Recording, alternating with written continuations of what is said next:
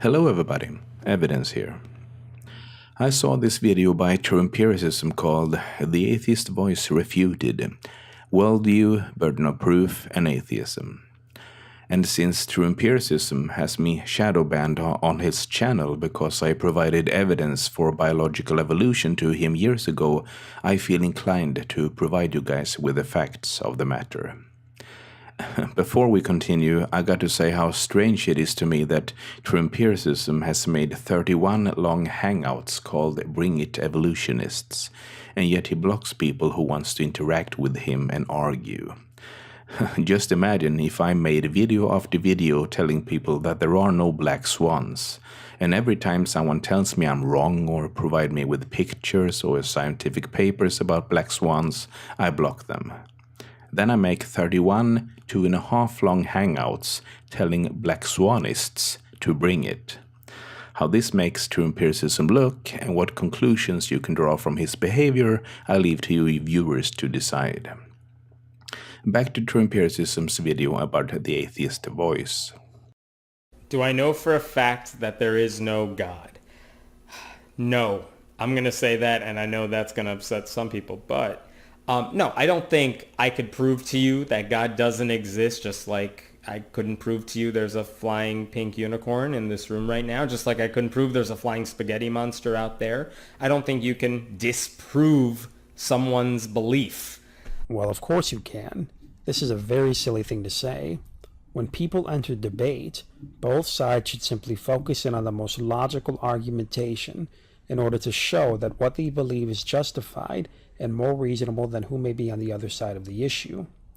Now, you actually can prove the non-existence of a thing pretty easily. I mean, proving the Stegosaurus, Mastodon, or dire wolf don't exist is a pretty easy task. The fact you cannot seem to present a counter-argument in the face of a multitude of philosophical and scientific argumentation for the existence of God is not our problem, it's yours. The Atheist Voice is very clear about that you cannot disprove someone's belief, and TrueEmpiricism comes up with a straw man claiming you can disprove extinct animals. How TrueEmpiricism can know for a fact that there are no mastodons in the universe, and even better, prove that to everyone is beyond me, and I would really like to see that. But that is not what the Atheist Voice is arguing at all. He's not even saying that you cannot disprove a religion. He says that you cannot disprove someone's belief, what they think. Regardless if that is true or not, you misrepresented the Atheist Voice. You shot down a fabricated straw man and you called him very silly while doing it. That said, the definition of atheist, as far as I've always considered it, as far as I've seen anywhere that matters. That matters? Well, conveniently for who and for what reasons? Note this, guys, because we're going to be coming back to this in a second. The definition of atheist is not someone who knows God doesn't exist or who could prove to you God doesn't exist. It's someone who doesn't believe God exists. You know, if you take God out of the picture, my entire world functions the exact same way. And so God doesn't change that for me. So why throw something in there that doesn't make any sense? Well, as I said earlier, note the convenience of defining atheism as just disbelieving, while completely dismissing many other definitions of atheism found in numerous dictionaries, such as the denial of the existence of God and the doctrine there is no God. It's pretty convenient when someone doesn't have an argument, or from acknowledgement can't make an argument disproving a counterposition, so instead says, I am not convinced. Prove to me your position is correct. All the while their position in reality fits more in line with other definitions of atheism, such as the doctrine there is no God, which can simply be described as a set of beliefs. Which brings us back to the tail end of your statement here. This segment is almost unbelievable, and it's actually hard to find words that describe this smokescreen of cherry-picking of definitions and the smear campaign that goes on here. TrueEmpiricism argues as if there is only one definition of an atheist, and it chooses the least charitable in this video on purpose. Hemant Mehta graduated from the University of Illinois in Chicago 2004 with a double degree in math and biology. I think it's fair to say that if he defines atheism as someone who doesn't believe, and that also is his position, you can trust him on that. Regardless if you are soft, hard, weak, strong, or militant, what unites all atheists is that they don't believe in God.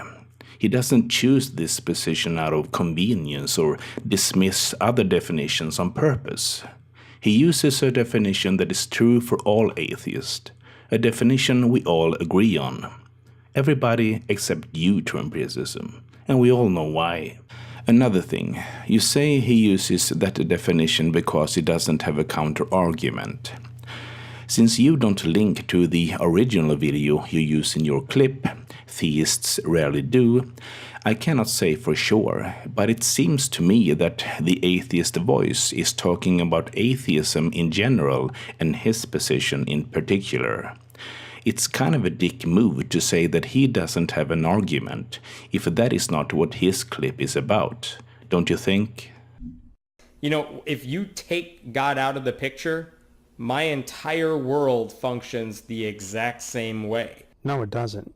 Atheism means to be without theism, meaning it is a rejection of an explanation of reality. In turn, being without theism, it comes with logical implications.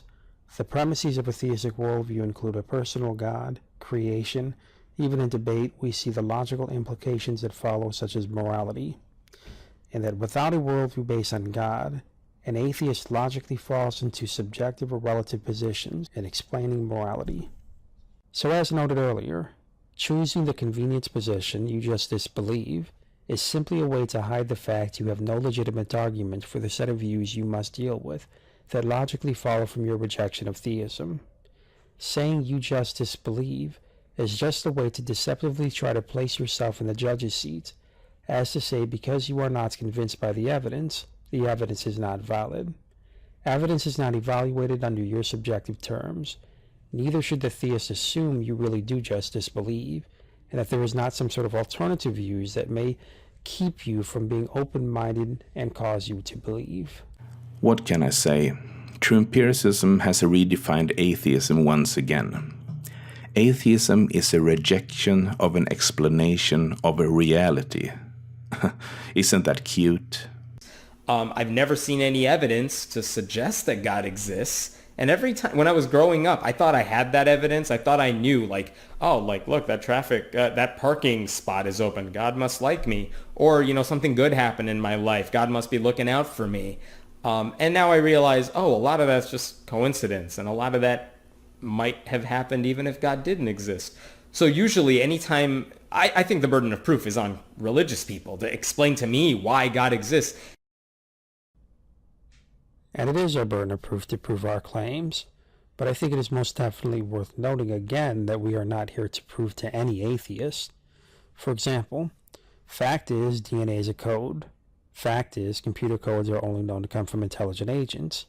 An atheist can say all day long that they are not convinced, but their lack of being convinced is really just a denial of reality, regardless of how they feel about it.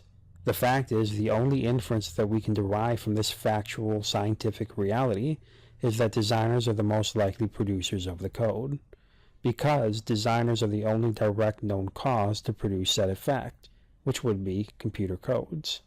Now, an atheist can say they are not convinced and believe another explanation might be on its way, but as noted earlier in this video, we should never assume an atheist just disbelieves, or that there are not alternative views the atheist might have in which everything we say will be filtered through. You are not to prove the existence of God to atheists? That's weird. You say DNA is a code, and then you say computer code only comes from intelligent agents. Anyone else hear the switch from DNA to computer code? Look, you can argue that the proven pseudo-science of intelligent design is your faith all day long. Virtually all scientists in the field knows it's quackery and false. If you want to beat a dead horse, it's your game. What we factually know to be proven science is biological evolution. That's all, folks. Take care.